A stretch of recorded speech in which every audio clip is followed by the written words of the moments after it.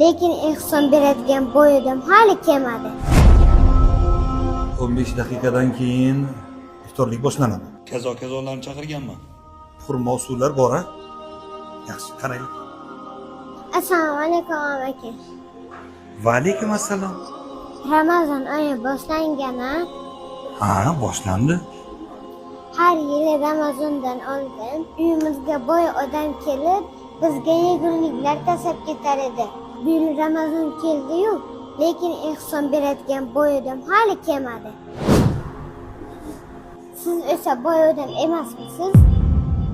Biz ro'zani duo bilan yopib, duo bilan ochyapmiz. Ovqat yemaymiz. Ro'zamiz qabul bo'ladimi, amaki?